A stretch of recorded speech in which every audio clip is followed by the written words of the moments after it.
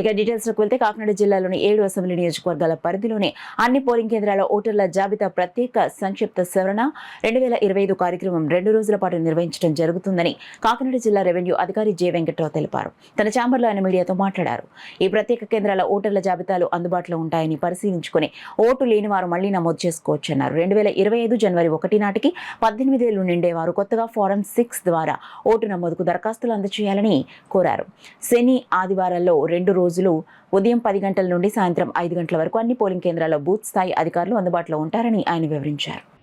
Voter లిస్టులు అదేవిధంగా form 6, 7, 8 కూడా సిద్ధంగా ఉంచుకుని వాళ్ళకి ఉండమని చెప్పాం.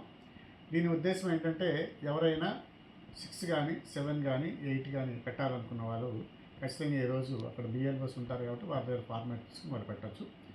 6 అనేది ఏదైతే ఉందో అది కొత్తగా ఓటర్లు చేరడానికి, 7 అనేది డిలీట్ చేయడానికి, అబ్జెక్షన్ చేయడానికి, అదేవిధంగా ఫారం 8 అనేది ఏవైనా పేర్లు ఒక పోలింగ్ స్టేషన్ నుంచి వేరే పోలింగ్ స్టేషన్కి షిఫ్ట్ అవ్వడానికి, లేదా ఏవైతే సవరణలు ఉన్నాయో ఆ సవరణలు పేర్లు ఏవైనా మార్పులు అంటే ఓటర్ లిస్టులో ఉన్నటువంటి వివరాలు మార్పులు ఏవైనా చేయాలనుకుంటే కూడా ఫారం 8 పెట్టచ్చు.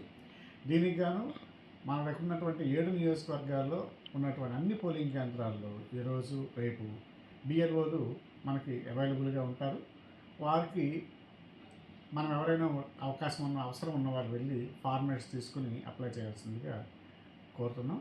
అలాగే వీళ్ళు ఈరోజు రేపు ఉన్నది విషయాన్ని మన సూపర్వైజర్లు అదేవిధంగా ఈఆర్ఓలు కూడా వెళ్ళి ఈరోజు రేపు తనిఖీ చేస్తారని చెప్పి సందర్భంగా తెలియజేసుకుంటూ, జిల్లాలో ఉన్నటువంటి ఎవరైతే అప్లై చేయదలుచుకున్నారో వాళ్ళందరూ కూడా ఈ సదవకాశాన్ని వినియోగించవచ్చు.